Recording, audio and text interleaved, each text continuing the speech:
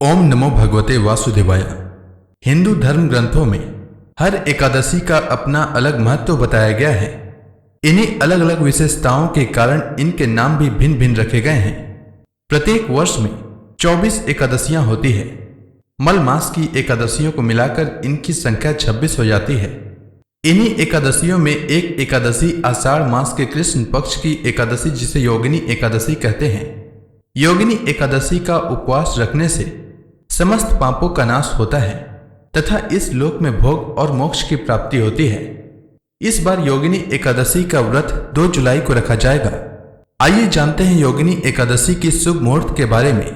आषाढ़ मास के कृष्ण पक्ष की एकादशी तिथि का प्रारंभ 1 जुलाई को सुबह 10:26 से होगा और आषाढ़ मास के कृष्ण पक्ष की एकादशी तिथि का समापन 2 जुलाई को सुबह 8:42 तक होगा। योगिनी एकादशी का व्रत 2 जुलाई को रखा जाएगा।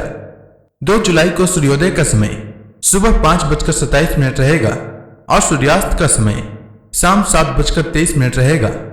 वहीं द्वादशी तिथि 3 जुलाई को सुबह 7:10 तक समाप्त होगा।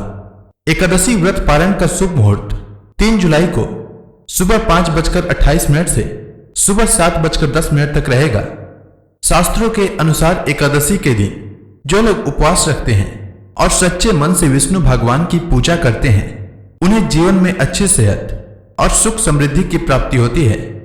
इस दिन भगवान विष्णु को पीले पुष्प, पीले वस्त्र और हल्दी मिला हुआ जल अर्पित करने से हर मनोकामना पूर्ण होती है।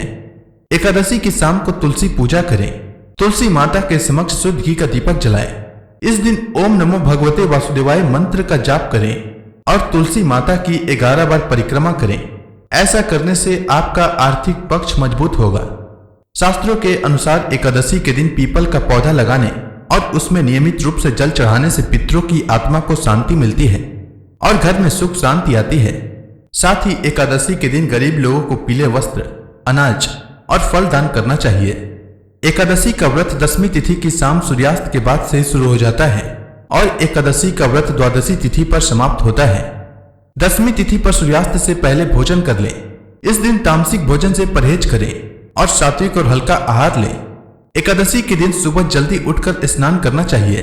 फिर व्रत का संकल्प लेते हुए कहना चाहिए कि हे जगत के पालनहार भगवान विष्णु, आज मैं एकादशी का व्रत रख रहा हूँ। मेरा यह व्रत निर्विघ्न पूरा हो जाए, इसकी शक्ति प्रदान करने की कृपा करें। इसके बाद भगवान विष्णु के समक्ष दीप प्रज्वलित करें, गंगा जल से उनका अभिषेक करें, तुलसी दल अर्पित करें, फल का भोग लगाएं और योगिनी एकादशी व्रत कथा का श्रवण करें। अंत में आरती करें। शाम को तुलसी माता के समक्ष शुद्ध घी का दीपक जलाएं। अगले दिन द्वादशी को स्नान करके भगवान विष्णु की पूजा करके ब्राह्मणों को या जरूरतमंदों को भोजन कराकर उन्हें दान दक्षिणा देकर इसके बाद शुभ मुहूर्त में व्रत का पारण करें। पारण का भोजन सात्विक होना चाहिए। पारण के भोजन में प्याज और लहसुन का प्रयोग नहीं करना चाहिए। अब आइए सुनते हैं योगिनी एकादशी व्रत की कथा। महाभारत काल की बात है। एक बार धर्मराज युधिष्ठिर ने भगवान श्री कृष्ण से कहा, हे त्रिलोकीनाथ, मैंने ज्येष्ठ माह के शुक्ल पक्ष की निर्जला एकादशी की कथा सुनी। अब आप कृपा करके आषाढ़ माह के कृष्ण पक्ष की एकादशी की कथा सुनाइए। इस एकादशी का नाम तथा महात्म्य क्या है, सो आप मुझे विस्तार पूर्वक बताएं। भगवान श्री कृष्ण कहने लगे, हे राजन, आषाढ़ कृष्ण एकादशी का नाम योगिनी है। इसके व्रत से समस्त पाप नष्ट हो जाते हैं। यह व्रत इस लोक में सुख और परलोक में मुक्ति देने वाली है।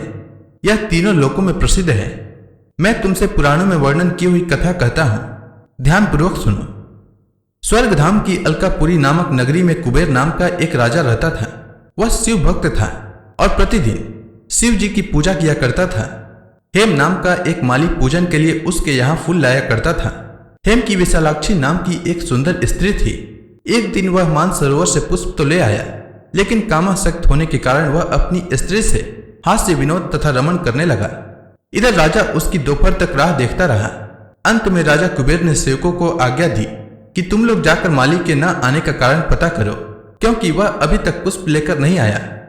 सेवकों ने कहा कि महाराज, वह पापी अति कामी है, अपनी स्त्री के साथ हास्य विनोद और रमण कर रहा होगा। यह सुनकर कुबेर ने क्रोधित होकर उसे बुलाया। हेम माली राजा के भय से कांपता हुआ उपस्थित हुआ। राजा कुबेर ने क्रोध में आकर कहा, अरे पापी, नीच, कामी, तूने मेरे परम पूजनीय ईश्वरों के ईश्वर से शिव जी का अनादर किया है, इसलिए मैं तुझे श्राप देता हूँ कि तू स्त्री का वियोग सहेगा और मृत्यु लोक में जाकर कोढ़ी होगा। कुबेर के शाप से हेममाली का स्वर्ग से पतन हो गया और वह उसी क्षण पृथ्वी पर गिर गया। भूतल पर आते ही उसके शरीर में श्वेत कोढ़ हो गया। उसकी स्त्री भी उसी समय अंतर्ध्यान हो गई। मृत्यु लोक में आकर माली ने महान दुख भोगे।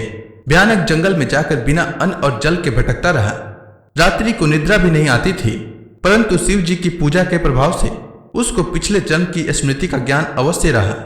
घूमते घूमते एक दिन वह मार्कंडेय ऋषि के आश्रम में पहुंच गया, जो ब्रह्मा से भी अधिक वृद्ध थे और जिनका आश्रम ब्रह्मा की सभा के समान लगता था।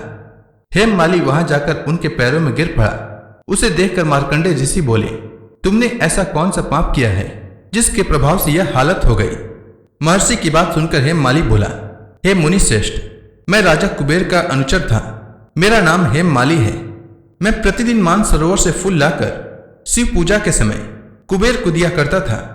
एक दिन पत्नी सहवास के सुख में फंस जाने के कारण मुझे समय का ज्ञान नहीं रहा और दोपहर तक पुष्प न पहुंचा सका। तब उन्होंने मुझे शाप दिया कि तू अपनी स्त्री का वियोग और मृत्यु लोक में जाकर कोढ़ी बनकर दुख भोग। इस कारण मैं कोढ़ी हो गया हूं तथा पृथ्वी पर आकर भयंकर कष्ट भोग रहा हूं।